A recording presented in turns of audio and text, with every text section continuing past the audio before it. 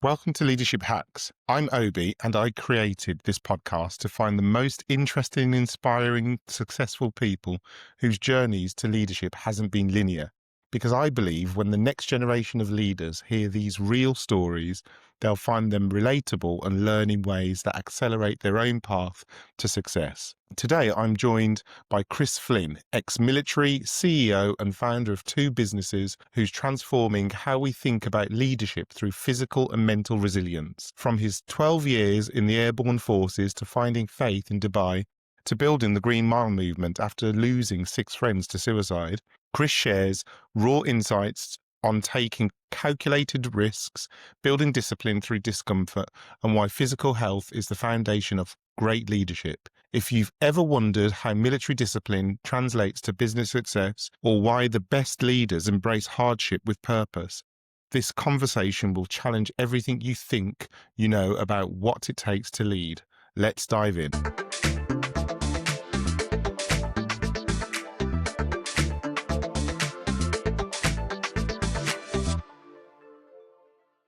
Hello, hackers, and welcome to another edition of Leadership Hacks. Today, I am proud to bring to you a fellow Welshman, Chris Flynn, who is a CEO, director, owner of two businesses, ex-military. He's going to talk to us about his journey from the military through to today and the lessons he's learned about leadership resilience in the workplace. Chris, it is an absolute pleasure to have you on the show. It's a pleasure of mine. Thanks for having me, Obi. Yeah, great. Chris, I've got so many things that I want to speak to you about. I'm very naive when it comes to military service and what actually is involved. And when people talk about going on tours, sometimes stupidly in my younger days, I've been like, oh, that sounds like a nice holiday. But clearly it is not that at all. I guess my opening question to you then, Chris, is what led to you going into the military? There are two things. I knew from a young age that I was going to join the military.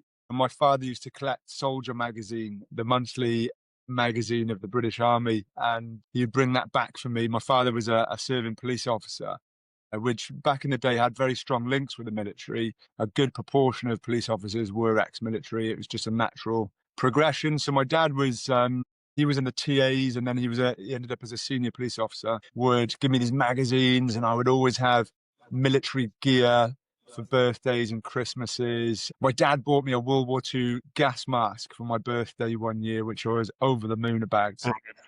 So I'd run around in the woods. I was a very much an outdoors kid and I liked vehicles, I liked climbing, I liked ropes, I liked pretending I was a soldier. So I guess it was kind of in me, wherever that comes from the get-go, from a very young age. I was attracted to that service side of things. And I think then in my teens, my parents split up and I had, I guess, a bit of an identity crisis, like so many teens do. But, I didn't have a stable foundation at home. And I think everybody, but me certainly needed a strong, stable foundation. And the military just spoke to me as a place where you can find stability, structure, routine, progression, all those things that kind of speak of stability. So the moment I could, I left. And I was helped along by my eldest brother, James, who, during a bit of a tussle together, he stabbed me in the arm with a fork. And he got in the shoulder, the upper arm with a fork. And I remember saying to him, I'm going to come back and sort you out. I'm going to join up, come back hard, and I'm going to sort you out. And, I joined up, came back, and then we've been good mates ever since. We both just grew up. Right. And that's crap that you promised. No, I guess we resented each other a lot because we were just both unstable because of our upbringing, and we were both just clashing a lot. That's how we spent a lot of our teenage years, clashing, and another reason to leave and to get away. And then there was this, I guess, underlying sense of call to adventure, just Right. call to go and explore. And the military offers you just a ready-made adventure or set of adventures. So at 17, I joined up and never looked back. Wow. So 17, that is still very young. You're a young man, you join the military, but what does that look like? Are you based in Wales, or how does that work? I went away to training depot. There's training depots, a few of them dotted around the country. Mine was up in Surrey, in Pirbright. So you go away and you do your basic training, and then depending on what you're going to do, you move into your specialization, into your corps or your regiment. To begin with, I joined up as an electrical and mechanical engineer because my father said, listen, if you're going to join, go and get a qualification of some kind and get some kind of skills rather than just being able to shoot. So I did that to begin with. And I passed my all the way up to my advanced engineering qualifications, passed out of the Royal School of Electrical and Mechanical Engineers, and then I transferred the day after to the Airborne Forces to become a proper soldier. A proper soldier. And so when you look back on those early years in the military, do you look back at them with fond memories? Do you look back at them as a period of time where you had to do a lot of growth and actually it was challenging, it was difficult? I'm just curious as to what those early 3-4 years in the military were like for you as a 17 to 20-year-old man. I mean, it was fantastic. I loved the physical nature of training. I've always been into physical fitness, physical training, doing physical things. So that was just fantastic for me. I became a physical training instructor very early on, where then I was guiding other soldiers through physical training, large groups of soldiers. So I was just in my element. I was playing sport. I was competing. There was, there's structure for growth. There's a hierarchy you can climb up. I was going away skiing. There was operational tours that you've mentioned. So there's just plenty to get your teeth stuck into. You're very wide-eyed, very naive, of course, but you're guided through these structures. So as a young man, we need these structures in order to guide us. So on that journey, at some point, you'll find your own path. And eventually that's what happened. And it's obviously served you well. I've spoken to you on a few occasions now, and I know you've had an extraordinary journey from military service to finding faith in Dubai to now running 2 successful businesses. Can you take us through a pivotal moment when you were in Dubai, when you found Christ, and how that transformed your leadership approach, I guess? How have you brought that into the workplace? So, yeah, my faith defines every move that I make now. I consult God through prayer before I do anything, so certainly significantly. And I'm trying to be better in the more mundane, more trivial day-to-day matters because it all matters. So that's the guiding principles, the values by which I live, and what I'm aiming for, I suppose, is I'm aiming that all began, I suppose, that the moment I became aware that I was thinking more deeply about the meanings of life and the deeper things of life was being in Afghanistan and just surrounded by death. Death is around every corner, experiencing death through, fighting and seeing it in friends and the opposition as well. And when you're surrounded by so much death, it makes you question life a bit more seriously. If you're paying attention, it does. I'd been questioning life a bit more seriously, and I left the military after 12 years because I didn't agree morally, ethically, I suppose, with what we were doing over there. I just questioned it. It didn't make any sense to me. And I thought, well, I can no longer play. This is no longer playing. We're not playing soldiers anymore. This is real. And this is, there's got to be more to life than this. Bombing each other, shooting each other just didn't seem morally right. There was no moral argument behind it, as far as I could see. So I left, and for a number of reasons, I ended up in Australia, then in Dubai, where I lived for almost 5 years. And I had been questioning deeply the meaning of life. I'm now in an Islamic country, so religion and faith is in front of you. Call to prayer, you hear, and you're kind of more aware of religion and faith than you are in this country, because we've obviously done away with that in the last 4 or 5 decades or so. So I'm in Dubai, and I'm thinking more deeply about things. And I met a girl. She was a Bolivian living in America. And she was quite cool. Not somebody you would associate with, say, church or faith or being a Christian. But we went out for a coffee, and I remember saying to her that time, "So what are you doing on the weekend?" And she said, "Oh, I'm going to church on Saturday," because the weekends are Friday and Saturday in the Middle East. "I'm going to church on Saturday." And I kind of took me back, and I thought, "You're way too cool to go to church. What's that all about?" And she said, "Oh, no, church is amazing. It's like, it's the best part of my life." And she kind of explained her faith, and it was really attractive. That really appealing as something, you know, deeper and more meaningful. And I went along with her, and I walked into this church, an American church in a hotel in Dubai. And I was just hit by this wall of emotion. It was just a building full of joy. You know, there's about 1,000 people worshiping in there, great uplifting songs. There was something in that place. And I was hit by it, and I was overwhelmed. I'm trying to play it cool because I'm with this girl. And I couldn't help but be affected by that. So that was just another thing that got me thinking more deeply about there's something else going on here. You know, there's more to life than just the physical. And I remember driving in my truck to work one morning. I used to listen to BBC World News on the way to work. And that particular morning, there was bombing in Yemen, bombing in Libya, in Syria, in Iraq. You know, it was just bombing everywhere. And it felt like the world was on fire, you know, like it does today.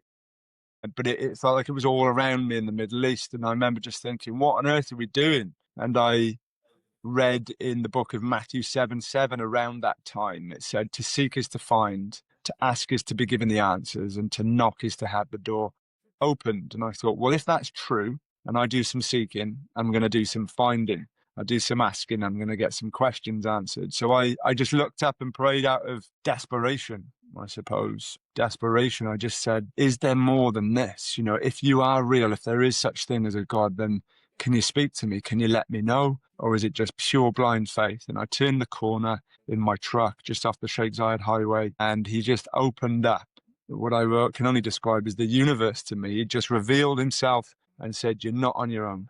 You're not on your own. I am here, and you can trust me. You know, it went right into the deepest depths of my heart, and I had to pull the truck over, and I just burst out crying with joy, you know, like not happiness, just a joy, a deep, deep joy that I'd never experienced before. And I thought, okay, you've got my attention. I can't ignore what just happened. Something's going on. And that was the catalyst of, you know, of my faith. And that was, I was 33 at the time. I'm 42 now. And, you know, my faith has grown day by day ever since. How has it changed you, Chris? Or have you changed as a result of finding faith that day? Has your perception changed at all on the world or how you deal with people? I've been changed. I've been changed.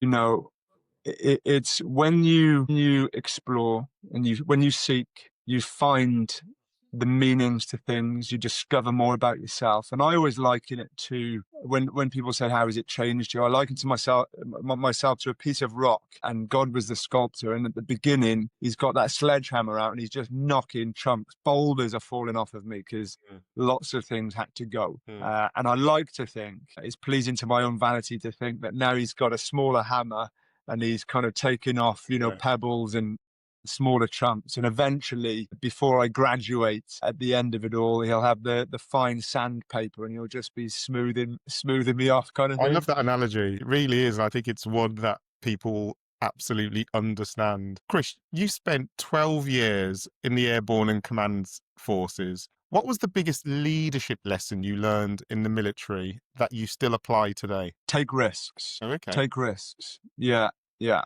I think that the greatest takeaway for me was take as many risks, you know, calculated risks, not reckless, but take risks because that's where the growth is. I think there's a desire to remain comfortable in the modern world today, and people never really get to see what they're truly made of because they're scared to take risks. And we're constantly pursuing safety, and we're not born for it. We're born to take risks. That's where we discover ourselves and our talents and perhaps even our purpose in life when we take risks. So I did a lot of that.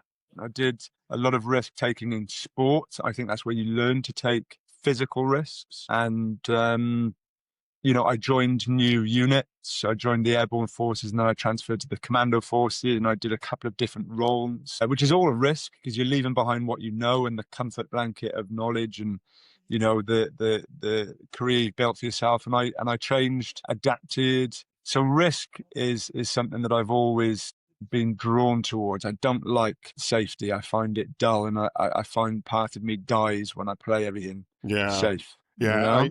I completely agree. I was with a friend recently who was recounting to me when she was a child, her father used to only ask about her failures. So it was a case of how was school today? What did you do?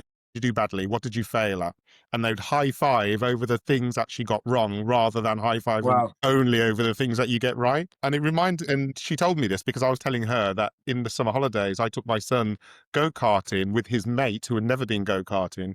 And I was saying to him, look, make sure you crash, because if you don't crash, it just means you're not trying you're not taking enough of a risk. You can't injure yourself too much here. I mean, I haven't told his parents, so Raj still privy listening. I apologize. He's fine. He's fine. But yeah, I was like, you've got to take risks. Push it as far beyond how far you think you can push it. You're still going to Yeah. be okay. But then that's when you're really going to learn what you can and can't do in this car. And I think that's just similar to what you're saying there, that you've learned from your military career that you've continued to do. And I'm sure you'll continue to do going forwards in your career. Yeah, yeah, totally. Take risks. You're built for it. Yeah. Everything about you flourishes in pressurized situations when you take risks. That's where the learning curve is accelerated. Yeah, I couldn't agree more. Just coming back to your military career, and I guess coupled with you finding Christ, I know Hmm. you've mentioned before that you losing 6 mates to suicide was a catalyst for starting one of your businesses, the Green Mile Movement. Can you just start by telling us what's the Green Mile Movement about? So the Green Mile movement was a CIC, so a community interest company that was set up as a physical training movement for men of 16 and above. And it was, as a result of losing a couple of mates and then a few other people that I knew, not necessarily closely, but guys I'd gone to school with or grown up with. And at the age of, what was I, 30-ish, I'd come home and the sixth guy had taken his own life. And I remember speaking to my dad at the time and asking him, who was kind of mid to late 50s, I said, how many guys do you know have taken their own life? And he knew one when he was younger. And I was 30, I was half his age, and I knew six. And we all know the stats of the greatest killer of men under 45 is suicide in the UK. And I mean, that is such a devastating statistic to ponder. And I'd been affected by these six lads who had taken their own lives. And I'd moved back to the UK and I'd been on, all these adventures and all the rest of it. And I'd lived a little. And I came back and saw just how dead behind the eyes people looked, how low energy they were. That men would no longer make eye contact. There was a cultural shift in the years that I'd been away. There was a cultural shift, a palpable shift in the mood, the energy. You could see the lack of health in the way that lads were carrying themselves. And I thought, well, what's going on? We're killing ourselves at a higher and higher rate. Men are dropping out of college, university. There's obviously all the cultural talk about men being oppressive and this, which I didn't think was very helpful. And I thought men need to stand up again. And all right, how do you learn how to do that? First of all, and it's only my opinion, but there's plenty that backs this up, is that men first need to look after themselves physically. Before you can be mentally astute, emotionally stable, you've got to be physically well. And by that, I don't mean, have big muscles or be able to run a certain pace. I mean, be able to move, to generate energy, to have passion about something, to be curious, to be interested in something, have a hobby, a cause that's greater than you. They have to have purpose and meaning in their lives. And I do think there are some basic physical metrics that a man should be able to meet, because the way I look at it is, if you're on the Titanic as a man today and it starts sinking, you're still not getting in the lifeboats. Yeah. It's still going to be the women and children that get on the boats. And you're going to escort them onto the boats as you go down with the sinking ship. If somebody comes through the back door on your house in the middle of the night and you hear it, you're not sending your wife down to do it or your partner. You're going. It's your job. And then that will always be the case. And it's one that we should adopt with responsibility and care and thought. So I think part of that is wrapped up in being physically well. So I thought I knew a little bit about physical fitness and health. I'm going to start the Green Mile movement, which is the men's movement, to try and get men moving and doing stuff together. That started over 5 years ago. Yeah, Chris, and I think, just as a supplement to what you're saying there, it is so important for people, men included, if you can't do these things, because we don't, everybody has a different lived experience. We don't know how people have come to where they are today. But if you can't do these things, have the desire to do these things or to see how far you can go. And I, having been on the Green Mile movement myself and experienced it, I understand because I took a large team there of differing capabilities.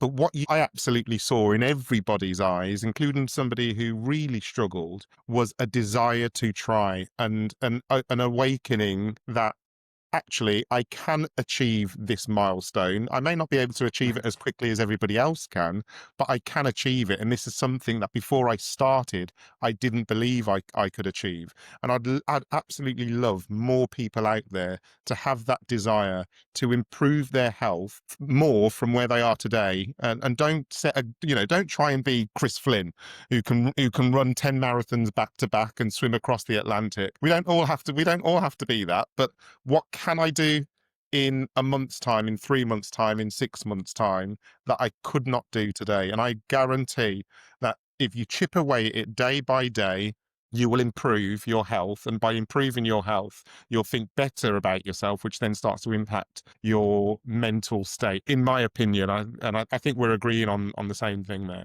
Yeah.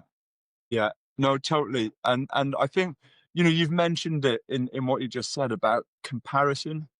We especially when we talk about physical fitness, people will automatically go to comparison. Well, I'm never going to be able to do that. I'm not asking you to. Yeah. Nobody's asking you to, and you shouldn't ask yourself to. Comparison is the thief of all joy, as they say. Where are you today? Compare yourself to who you were tomorrow. Yesterday, you couldn't touch your toes. Today, you still can't, but you're getting closer. Yesterday, you struggled to walk a mile, but today, you're finding it a bit easier. And that's all we need as humans in order to flourish, is to progress. We are an evolving being, or we should be. And if we're not evolving physically, mentally, emotionally, spiritually, then we are stagnant or we're going backwards. And, that all the way right up into old age. I hear people in Wales all the time will say, well, I'm 40 now, I'm going to hang my boots up. That's me done. I'm retiring. And I'm thinking, 40, you're just getting started. You've just learned a lot. This is where your new sporting career, you've just got to find a different sport. You might not necessarily play rugby to the same standard or football necessarily, but you'll go and find another one and you learn to become better at that until eventually you might be sat in the park with your mate playing chess in your 90s, and that's what you can manage as a quick walk. So yeah, we must evolve, daily. Yeah. And so with the Green Mile then, because I've been on your website and I've spoken to you before, and I know you have the national rugby team and other national teams coming to you. Is it just for the elite, or is it a wider spectrum than that? No, it's not just for the elite. I should explain actually from the Green Mile movement, which was the men's physical movement, we then established the Green Mile training camp, which is the camp that you brought a large team up to. Will be your corporate team. And we also established Mountain Yoga Studios, which teaches a lot of health and well-being related practices, and of course yoga. So we've established those as a big 110-acre facility just behind Cardiff in South Wales. And we have had, like you say, the Welsh rugby team came here for World Cup training. We've had Cardiff City, Bristol City Academies, Leicester City, lots and lots of pro teams, lots of corporate teams, but then also all the way down to grassroots teams as well. We do majority is grassroots youth sport. So we have the privilege of responsibility in talking to young sportswomen and sportsmen about personal development, about things that you're interested in leadership, personal discipline, self-control, communication, health, all the good things that at a ripe age, in your teens, you need to hear. So that's what we do. We're in the business of developing people using health as the medium by which to get their attention. So well said, Chris. And I've also heard you say before you talk about practicing hardship with purpose. How do you differentiate between productive struggle and just suffering for the sake of it? So I wouldn't say that I suffer or practice suffering for the sake of it. I would perhaps reshape that and say I train the body and I train the mind under duress. I put the body through adversity, physical resistance, which helps develop me mentally at the same time, helps regulate my mood. Because I think that physical adversity is the first adversity we must seek. When we learn to overcome physical adversity, at the same time, we're building perseverance, and perseverance is developing our character. So there's so much, and we know this when we look at our favorite women sportsmen, how much we admire them because they've learned to overcome physical adversity. And at the end of it, you look at their character as well developed and honed through years of physical training. So although you could liken it to suffering, you're just training the body. And if you've never done it before, from the outside looking in, it looks like suffering, 100%. I remember coming to your gaff and you put me in that freezing cold water. And for the listeners, look, if you ever see me trying to get into a 21-degree swimming pool, it takes me about an hour. My kids take the mick out of me all of the time. This man here had me get into, what was the temperature of that water? What's the temperature of it? Probably 4 4 at the time. degrees. It was suffering. I was suffering. I mean, admittedly, when I got out of it for the 19th time and realized actually I can do this, I did have a sense of accomplishment and a sense of knowing that I am capable of doing something that I didn't think I would be able to do. But it definitely at the time felt like I'm practicing how to suffer here and I don't like it. I suppose you could call it suffering if there was no net benefit, if there was no that feeling that you took away and that sense of accomplishment. If you weren't able to achieve that, then it's needless suffering. Yeah. And then I guess you have to ask yourself the question: was the net benefit worth the hardship that you endured? If the answer is yes, then was it actually suffering? Or was it just training? But then for some people, I mean, you did that with composure amongst other people that you work with, which is a particular challenge in itself. It's not something we're used to. But then if that would be too much for some people and it would be suffering, we would just dial it back in. We're not going to go in a 4-degree pool for so many minutes. Yeah. Perhaps we're going to put our feet in, or perhaps we're going to dip our hands in and we're going to build up. So it's a case of, listen, don't suffer needlessly, find your level. And I think what we do, because we're so used to comparing ourselves to others, we see what others are doing, go, well, if I can't achieve that, then I'm not really achieving. And it's like, no, you're not at that level today.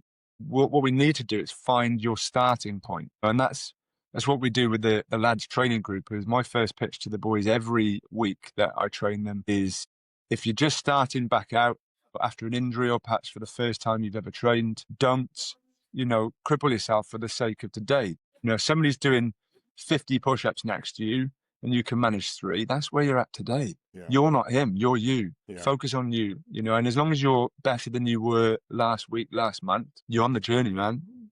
All with it. Yeah, absolutely. And frustratingly, your little tricks worked, because now when I get into a swimming pool, I can just get in. And honestly, my wife, my kids are like, Dad, what has happened to you? And I know what's happened. It's because I've been to the depths and realized actually I can handle and I can manage that. So now I'm getting into the 21 degrees swimming pool, I can jump in and I'm completely fine. So yes, what you're saying is right and works. But at the time I was like, he's making me get into this water. I don't want to do it. And honestly, the countdown to the days of coming on, I was just like, why do we have to do this? I don't even think this is a good idea. What is this Green Mile nonsense? I know everybody thoroughly enjoyed it, and it was definitely worthwhile. It really does build that mental capacity to understand that you are capable of more than you'll ever believe. Yeah. It reinforces that for me. 100%. Chris, military discipline is legendary. We've all seen the movies. We've seen what happens in these movies. We know you guys get shouted at and told you're worthless and everything else. But equally, self-discipline and the discipline that's in the military too is very prevalent. How do you teach civilians to develop internal drive without the external structure of military life, where you're shouting at them and pointing at them and telling them all sorts of absurd things? So I would say pick a discipline goal. If I was talking to, let's say, a young person now who's like, I need to build a bit more discipline in my life, or anyone, regardless of age, I need a bit more personal discipline. I would first encourage them and share that discipline is the price that you pay for freedom. I mean freedom from yourself, not Yeah. others. We've all been there where we've set a goal and not achieved it, and how you tyrannize yourself afterwards and you berate yourself for not achieving it and you shame yourself, and it's a rough ride. A small example of that would be setting your alarm early in the morning to get up and do something, maybe a bit of exercise or get a task done, and then you hit snooze. And how defeated you feel when you do that. We've all been there. So that discipline will prevent you from tyrannizing yourself. The discipline is the price that you pay for freedom. So I would say pick a discipline goal, whether it be getting up a little bit early. People always talk about, I don't get enough sleep, I don't go to bed early enough, I get up too late. I say, well, don't get up at 5 a.m. if you're used to getting up at 10. That's too drastic. It's too big, in your own mind. But maybe you could get up at 9:45. Could you manage that? No, yeah, no, that's relatively easy. Get up at 9:45. It's 15 minutes earlier than what you got up yesterday. So you've won, so pick a goal so small, make it so small that you'll actually do it. An example in physical fitness might be, I know I need to get a bit stronger, a bit fitter. I'm going to join, January, I'm going to join a gym. I bought the trainers. I'm going to do a marathon in March. I'm going to climb Everest by end of summer. I'm going to be able to bench press 100K, so on and so forth. And say, well, they're too big. They're not smart goals, as we know in the corporate world. They're not achievable. But could you do 20 press ups today? Well, yeah, I could do 20. I'll do 10 sets of 2. There's 20 press ups more than what you did yesterday. Yeah. And once you've done your 20, you'll be like, I might as well do another 20 now I'm here. Maybe it's just put your running shoes on. Don't actually go out the door. Just put them on and get used to what they feel like. And it's more than what you did yesterday. Make the goal so small that you'll actually do it, and you'll gain morale. You'll gain personal discipline, self-control. You'll elevate yourself, and all the hormones in your bodies will help regulate that and help it along. And then tomorrow you're like, no, I felt pretty good yesterday. I'm going to do that again. And that's how you build in. So that would be one stream of discipline. Maybe it's around getting up in the morning or exercising or doing less of one thing or more of another. And then you progressively layering in new habits. When you get good at one thing, the next thing you couple them together. So if it's getting up in the morning, get up a bit earlier. I get up in the morning, get up 10 to 5 every morning, 7 days a week. And I read for an hour, and it's not a struggle anymore because I've been doing it for so long. It just becomes part of your routine. With regards to discipline, Chris, and I'm asking this question because I think too often on the internet, all people see is people like ourselves talking very positively about being disciplined, being consistent. Is there anything where you try to be disciplined, but you struggle? Or are you disciplined in every facet of your life and you're the perfect human being? No, I'm failing all the time. I fail every week. Things that I set out for myself, I'm failing. I fail a lot less than I used to, but I fail every week. Food being a big one. I'm a food guy. I'm greedy. I'll say it as it is. My mum said that as soon as I came into the world, I was straight on, and I never came off. I was always about the food, and I've never been very disciplined around food. I've always eaten good stuff, but I've always eaten a lot. Way too much. So it's just lucky that I train a lot, really. And I'm trying to dial that in. They say if you can control food, you can control most things. So I'm really trying to build in more discipline and structure. With that, my wife has really helped. She's very disciplined around food. I've taken a lot of strength and knowledge from her. I don't eat on a Monday. I have 24 hours off eating every week, which is I find challenging. Been doing that only for a couple of months. Really, really struggle with that because it's not what I'm used to. And I fail all the time. A couple of days ago, I had the rice crackers out with cheese and butter on them. And I was just, this is after dinner, I was mindlessly eating them. And my wife came in and she said, "You're mindlessly eating those, aren't you?" And I said, "Yeah." And I carried on. Yeah. And Chris, I genuinely appreciate you sharing that, because I think what's really important is that people understand that discipline isn't easy. It isn't easy to be disciplined. If it was easy to be disciplined, everybody would achieve everything they ever wanted to in this world, because it's through discipline and consistency that you can achieve everything that you want in this world. I know people who are close and dear to me know that I'm a very disciplined individual, but boy, do I struggle. Boy, do I struggle with various different things. But what I do know, and I think this is what I would want you hackers out there to understand, is just understand that being disciplined and consistent is the answer to so many of your problems. If you have, Mm. if for those problems that you do have, it's going to be a difficult journey to be disciplined and to be consistent. But know that because it is, you're going to try anyway. And on the days where you fall off or you don't quite achieve what you set out to do, don't beat yourself up. Pick yourself up and go again, because it's as I always say to some of my gym friends, the worst training sessions are only the ones that you don't turn up to. Don't complain to me.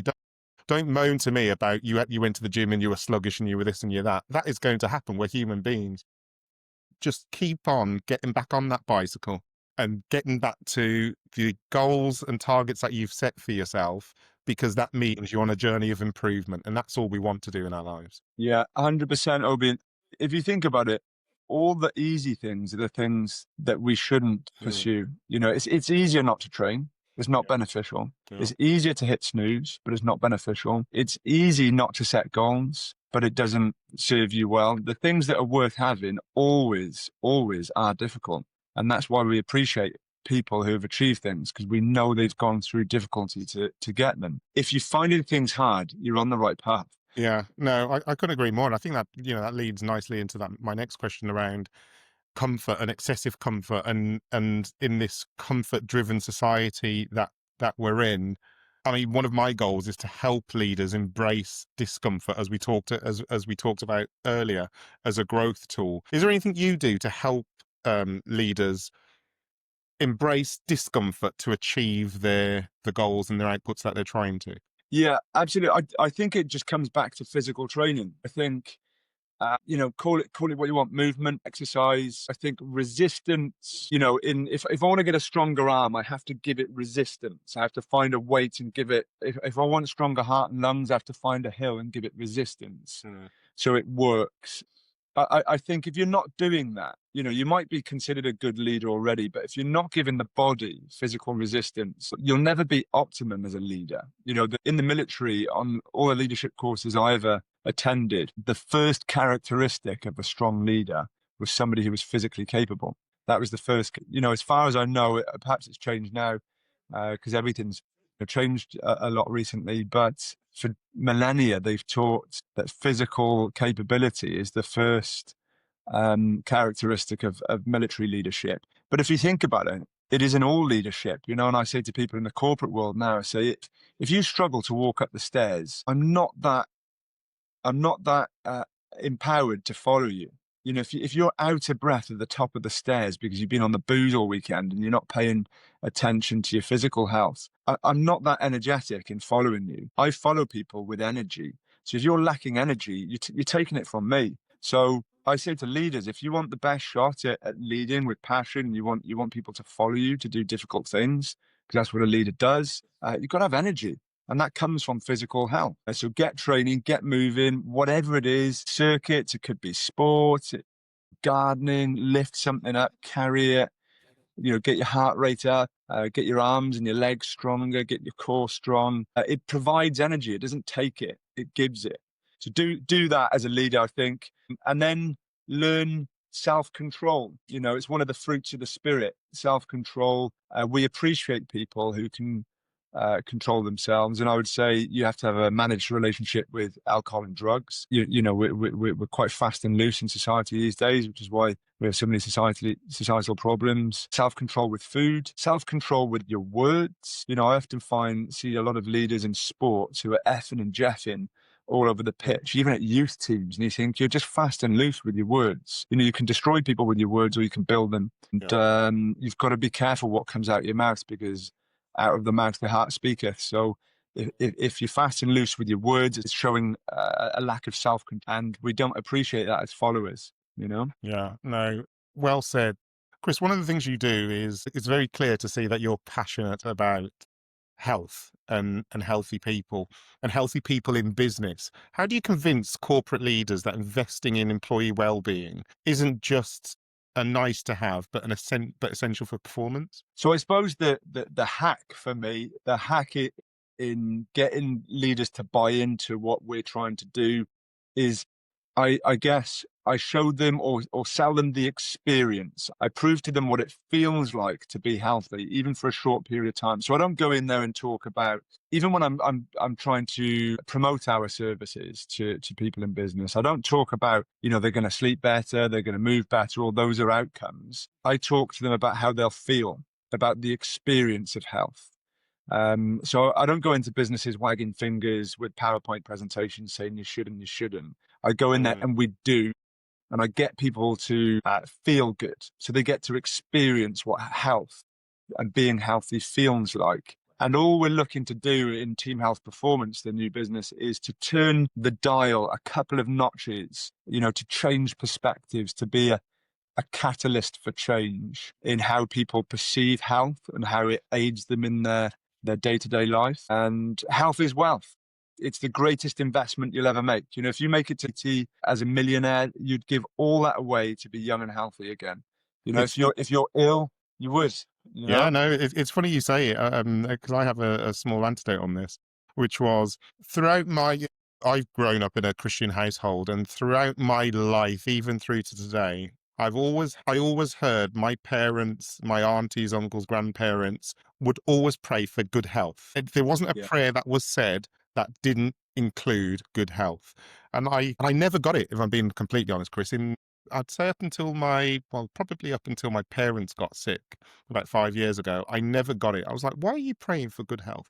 Why don't you pray for money, prosperity, and all these other things? Why good health? And then I Mm. saw my parents get sick and suffer and die and not have the opportunity to enjoy the twilight years as many, many do. And it hit me like a ton of bricks. And now I'm at the dinner table every single night praying for good health. Anybody that I ever message or email, I'll always say, I hope my message finds you in good health, because Oh, it wow. is worth more than anything that this material world can offer us. Yeah. Yeah, absolutely. Absolutely. You can be poor and blessed. You can be rich and very, very ill. Yeah. It can be in prison and yet have full health and feel the joy of life. It's a perspective, it's a decision, it's a choice, first of all, in the mind. And what I'd say in your parents praying like that is, I mean, clearly all these years later, we're having this conversation around it. People will say, where's the answer to prayers? Well, Yeah. here it is, and you and me chatting about it now, Obi, all these years later on a podcast that's going to go out to, who knows? Um, those prayers are being answered because those messages and the answers to those prayers are being felt now. And I think it's a baseline, it's a fundamental, it's what we should be getting right from the day our children enter the earth. That there's lots of elements that make up health, of course. But if you get into later life and perhaps in business or whatever, and you're lacking it, it's what you need to aim back at. Yeah. Your physical health first, and mental and emotional health is downstream of good physical health. Yeah, I think it's just something that I naively took for granted. I took good health for granted, and hence why I never quite got that prayer. Look, you've talked about people in the workplace. What's the one leadership challenge you see across all industries when it comes to health? Not being able to speak freely, you know, not. I think as leaders, I see it all the time. And it's not just in leaders; it's in people in general. We censor ourselves. We tiptoe around. We're walking on broken eggshells, Mm. so it seems, and not having honest conversations. I could go off on one and get on my soapbox about, where how the culture has led us into this place, where we are so risk averse. We don't want to offend people, but not that we should pursue offense, but in order to have an honest conversation with people, you have to risk offending them. And that's how you get to the bottom of problems, Oh, not by making everybody comfortable. Sometimes we have to be uncomfortable. All the greatest growth personally is during discomfort. All the greatest growth in relationships is that kind of that ebb and flow, that to and fro, iron sharpening iron through friction is through difficult conversations like, listen, mate, you were out Friday and Saturday nights. You've been employed as a leader in this business. You're dragging your feet in on a Monday morning. You're knocking up the goods. People are not following you or respecting you because, on the weekend, you're not treating yourself with respect. And is not good enough, mate. Sort yourself out, get your sleep in order, get your relationship with alcohol in order, and don't turn up like that, because I don't appreciate it. And I'm sure those around you at home don't appreciate it. Conversations like that, frank, perhaps offensive to the recipient, whatever. We've got to have strong conversations with each other. That builds a strong community, a strong organization, perhaps even a strong nation, where we can be honest with each other. So I think leaders just struggling to say, you've of course got to be sensitive. You have to have empathy and compassion for people. Well, that's not the primary characteristic of a leader. You have to risk offending.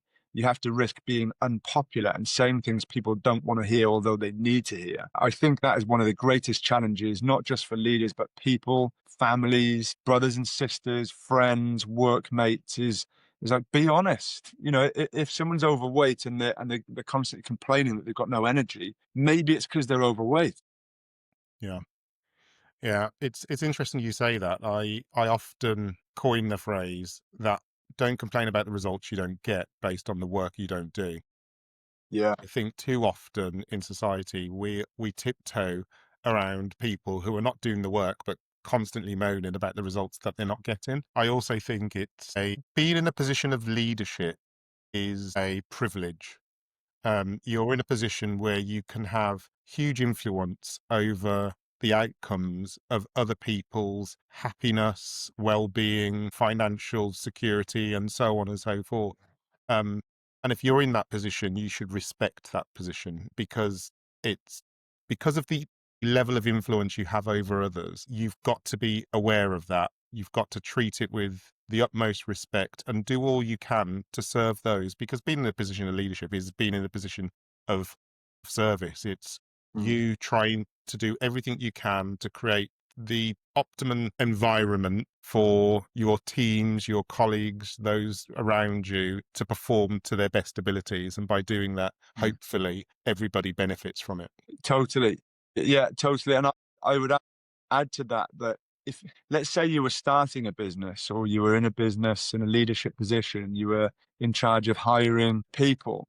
The way I would look at it now is, if I would never hire an unfit, unhealthy individual, because if they're not looking after themselves, why would you expect them to look after your business? Why would you expect them to look after their colleagues if they're not looking after themselves? And I think people are surprised, certainly in HR. Oh, she didn't come into work, or he didn't show up, or he never came up with the goods. And he's like, he's been showing you signs of that from the day he entered the building, because Yeah. he's not looking after his physical health, his mental health. There's an individual responsibility. Somehow now the corporate world has taken on the responsibility of people's health and well-being, more and more so. Hence why we've got a business in that space.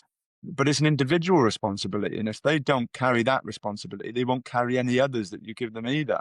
So Yeah. don't hire them. I Yeah. think the future now, with the challenges of AI that it's going to bring to employment, people who will thrive through these challenges, with less and less, let's say, less and less available job roles, maybe, or whatever it's going to do to industry, people who will thrive and who will come out on top are those with energy, those with passion, those who take personal responsibility for themselves first, and then they can care for others. And you want someone who's going to handle your department, your organization, your business, your project with care and attention, the same care and attention they apply to themselves, they can then learn how to apply to other things. So if they don't have that, and you're in a position of hiring, don't hire them. Hire someone with energy, 100%. Great perspective. Moving the conversation on, you told me you've got the best job in the world.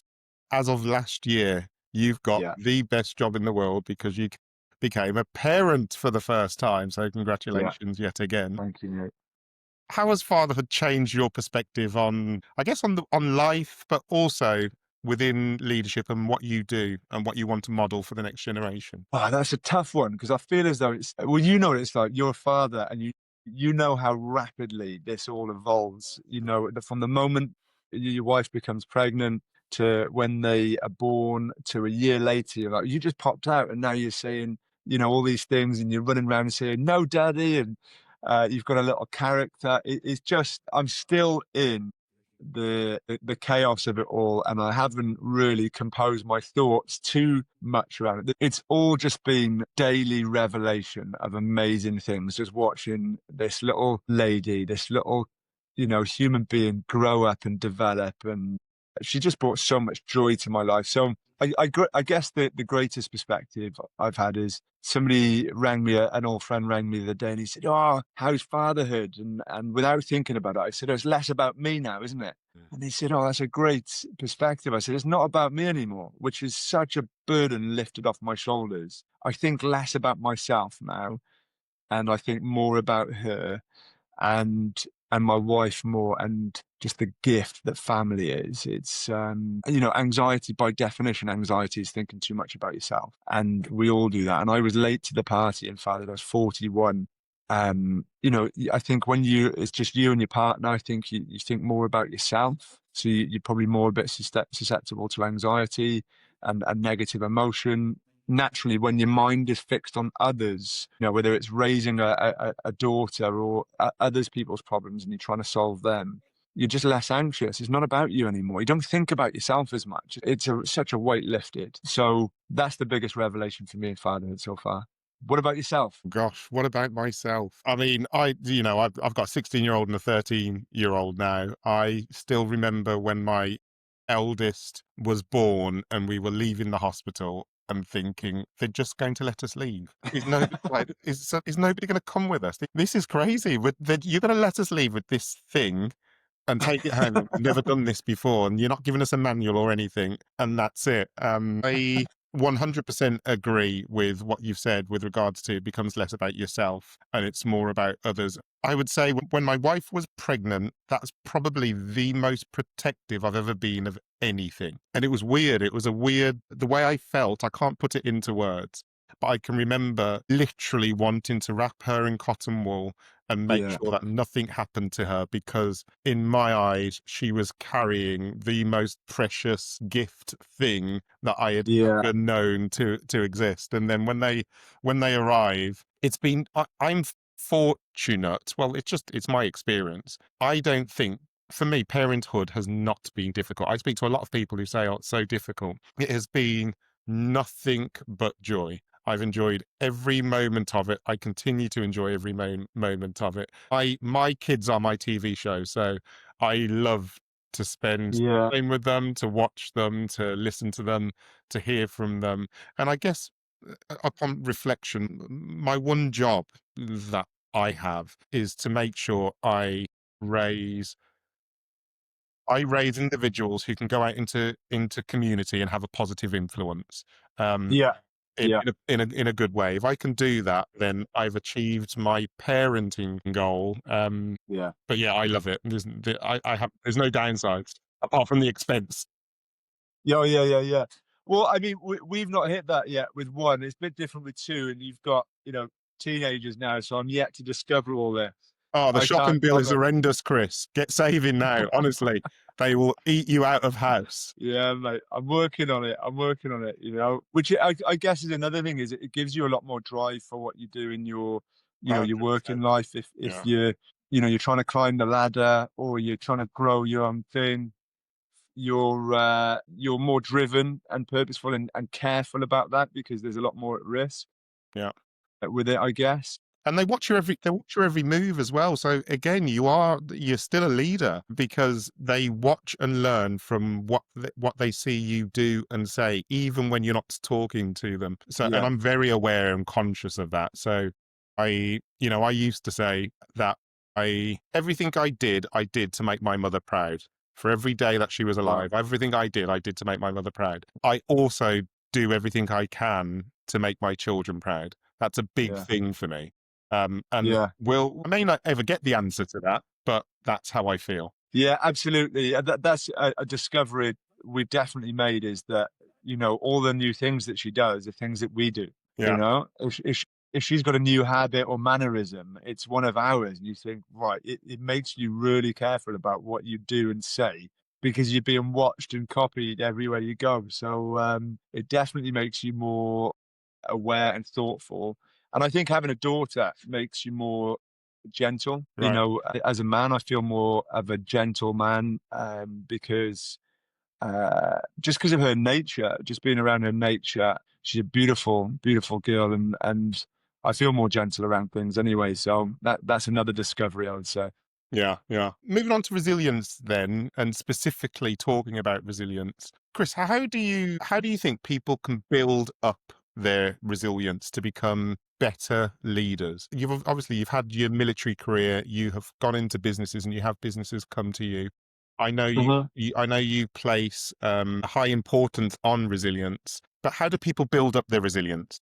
Again, I think it comes back to physical, physical resilience, first of all, first and foremost. That is the first port of call for all of it. That's always our message. So I don't want to dilute it by going off in any of the directions.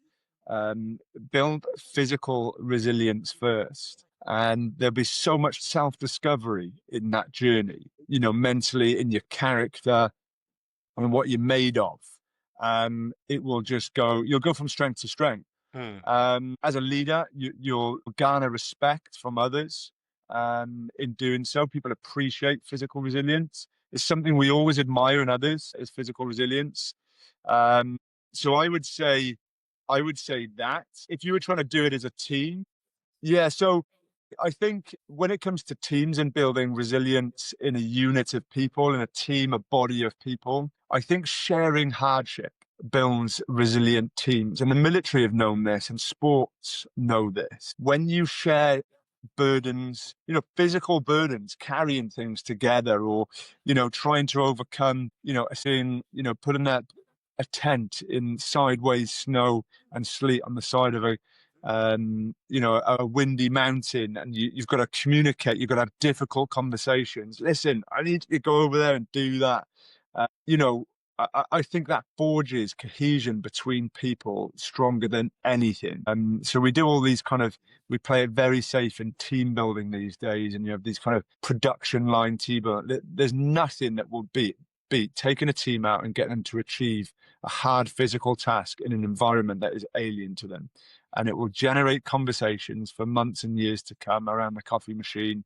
And it will bring people together, it's togetherness and connection, um, and all that good stuff. And that's what the military have done. That's what sports do. And I think a lot of corporate teams, like, who used to belong to, you recognize that and bringing them up to us to do that as well. Yeah, and I would certainly do it again, because I know people still talk about it to this day, which means it's had Really. a profound impact. Again, coming back to my swimming pool analogy, I can now get into a swimming pool in seconds rather than hours. So it's definitely a positive thing. It's a Chris, win, mate. one of my closing questions to you is, if you could leave the audience with core principles about yourself and I guess your self-discipline that has served you through your military service, business, building businesses, and obviously now a father, what would it be? So for me, these have been later discoveries. I think these things were just happening without thinking about them back in the military and since then.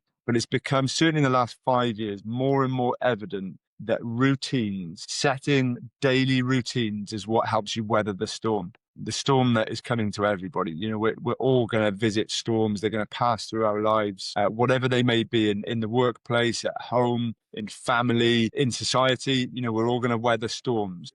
Today, there is an actual storm about to descend upon us in Cardiff, and it is routine that will help you weather them. So the problem with the word routine is it doesn't sound very attractive. It doesn't sound very sexy to people when I say all you need in your life is a good routine. I sound like a grandfather Yeah. talking to grandchildren, but the body, the mind likes patterns. It likes to anticipate what's coming next and apply itself accordingly. So we often see in young people, teenagers, who have no routine. They get up at 12, they play PlayStation, they eat whatever they want, they're blown by the wind, and they just do that. And they're generally more unhappy. But those who know what they're doing day to day, who have set themselves goals, they are the ones who can weather the storm of the day and can achieve and can be successful. And there's biological reasons for that, as well as psychological, spiritual reasons for that. And if you think about day to day, we're in one big routine called the circadian rhythm. But you could replace the word routine for rhythm. There's a reason why everyone on the dance floor is smiling, because we like rhythms. We like to jam to a attuned to a rhythm. Everything about us is in a rhythm. The season is a rhythm. When we're out of season, when we're out of rhythm, it's dysfunction for the brain, and the hormones will dysregulate. You'll be full of cortisol and adrenaline, the stress hormones, because your body and your mind are going, what are we doing next? I don't know where we are. We know the happiest children are those who have boundaries, who have rules. They like that. All of us do, to a lesser and greater extent, perhaps, but we all like it to an extent. And that means that you have to set goals for the day, mini to-do lists. Look at all of our sports. All of our sports are about aiming at something. It's about kicking a ball into a goal. It's about throwing something at a target. Everything about us is about setting goals, targets, and aiming for them. Because when you set a goal, you've created a pathway. Without a goal, you have no pathway. So you're off the beaten track, and then you fall into all sorts of traps and danger when you're off the straight and narrow path.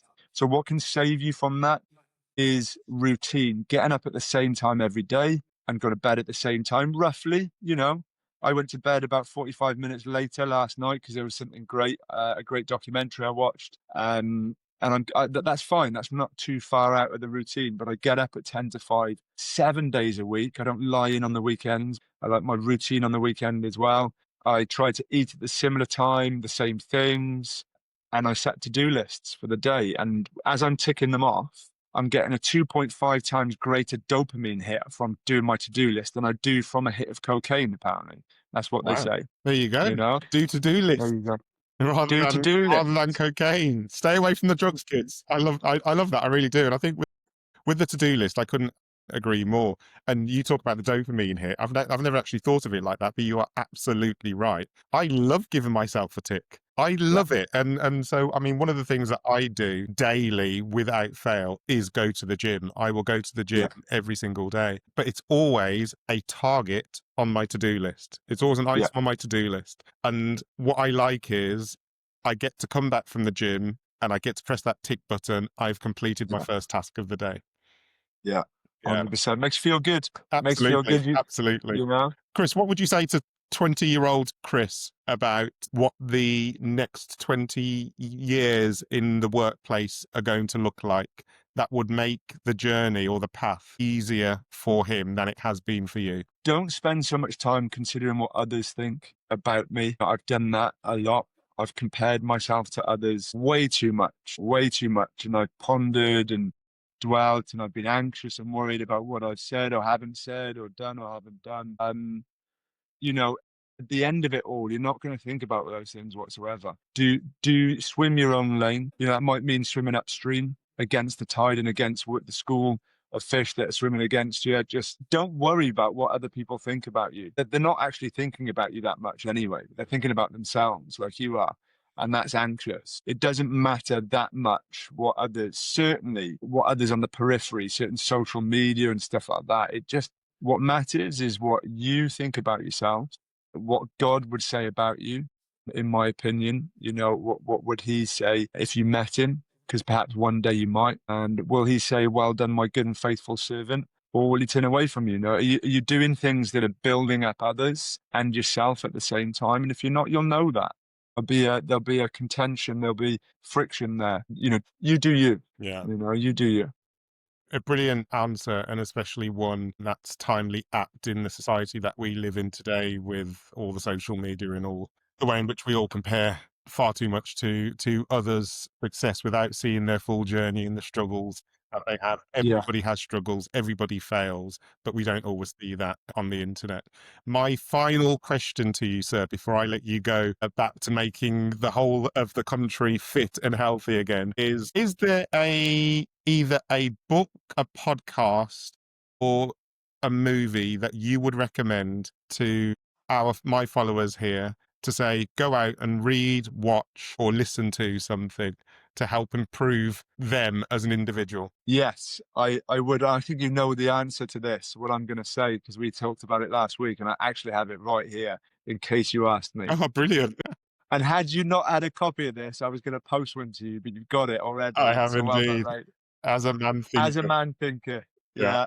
Fantastic, fantastic book by James Allen, written in 1903. Ladies, don't be put off by the title. If this book was written today, it would be As a Person Thinketh. The same thing applies. It is wisdom beyond your imagination. It is timeless. It is selling millions of copies today as it did when it was released in 1903. And it's based on the proverb 23, as a man thinketh, or as a person thinketh, so he is. As he continues to thinketh, so he remains. And the premise of the book is that whatever happens in your circumstances, whether you think it accidental or purposeful, it is begun in your thought life. Everything you think becomes a reality in one way, whether good or bad. So be careful about the thoughts that you allow in, because some thoughts will come from external sources, and curate a good thought life.